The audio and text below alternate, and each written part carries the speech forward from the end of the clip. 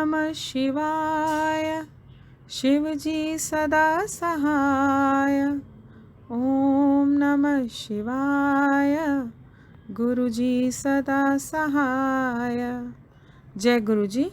So, we are going to proceed with chapter 4, in which we will continue with the story of Kankula, where this lady is a Brahmin and she married to a Brahmin and she was completely bereft of her husband's love.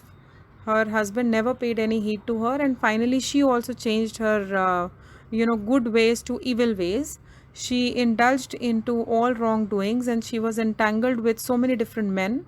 Finally, on one auspicious days, she happened to, visit one temple where discourse on Shiv Puran was going on, and she heard that how such women who are indulged in all wrongdoings will face a brunt of yam upon death. And she actually trembled with fear, and now she is trying to ask from Brahmin that what she could do so that she can receive salvation. And now that she has realized what she has done throughout her life was not good, and she is asking for mercy and asking for the solution. So let's proceed with chapter 4 of Shiv Puran Mahatam, Kankula's salvation.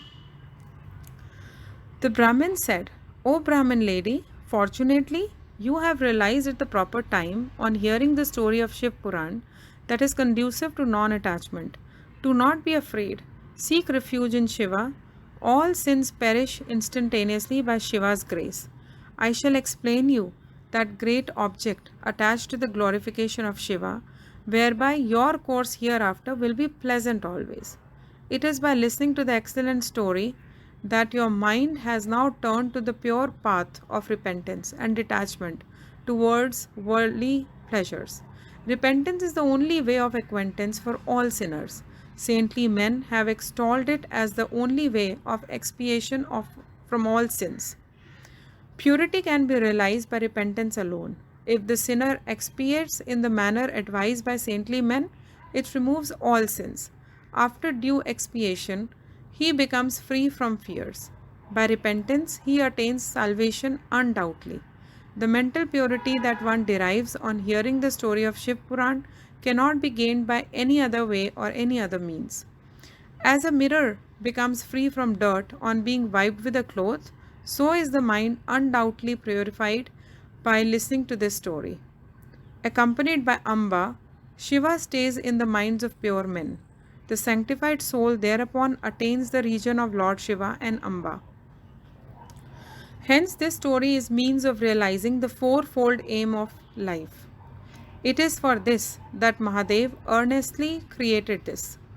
Listening to the story of Parvati brings about steady contemplation. Contemplation leads to perfect knowledge, which certainly brings in salvation. A person who listens to the story in this birth, though he is unable to meditate, realizes the same in the next birth, after which he reaches the goal of Lord Shiva. Many repentant sinners have meditated upon Shiva after hearing this story and have achieved salvation. Listening to the excellent story is the cause of beatitude for all men. Properly entertained, it dispels the ailment of worldly bondage. Listening to the story of Shiva, constant meditations thereon, and repeated musings certainly purify the mind.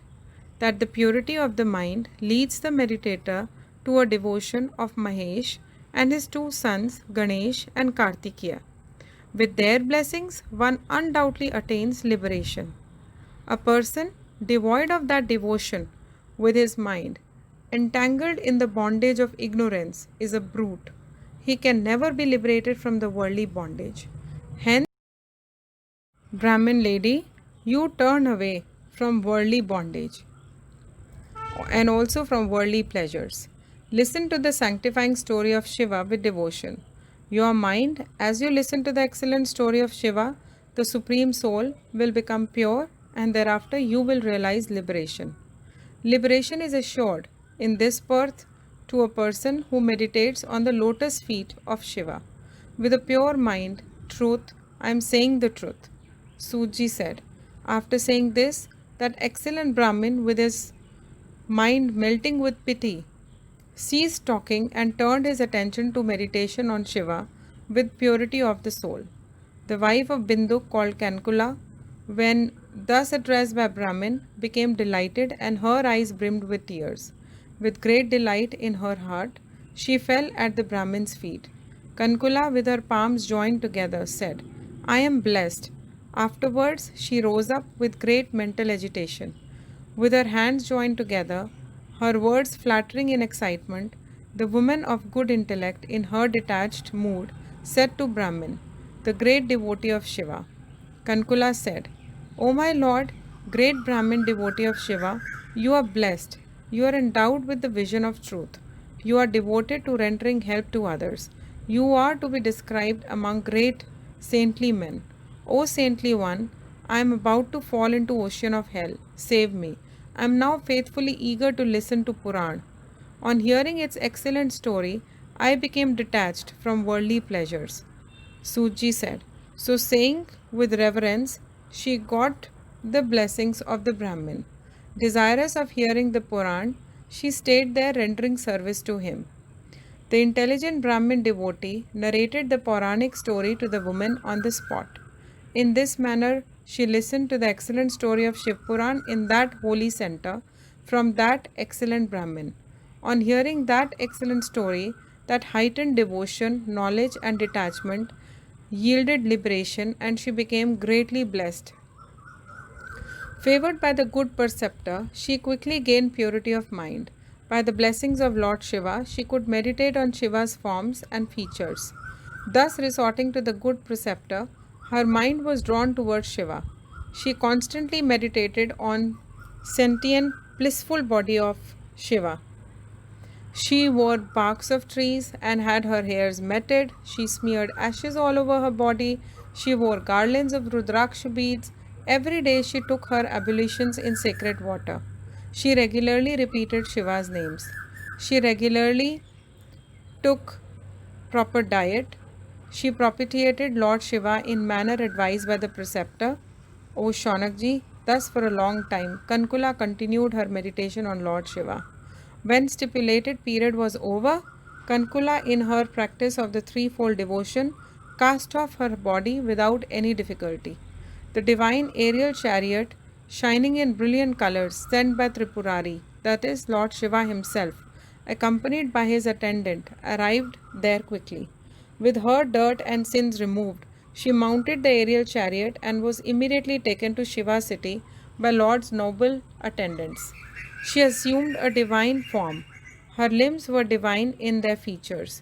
She assumed the form of Gauri with the crescent moon as her coronet and divine ornaments shining brilliantly.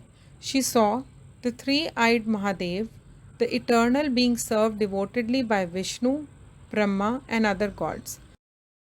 He had brilliance of 10 million suns. He had 5 faces, 3 eyes, the crescent moon, and his left side was apportioned to Gauri, who had the brilliance of lightning. He was white in complexion like camphor and wore all ornaments. He was besmeared with white ashes all over the body and clad in white cloth. He shone brilliantly.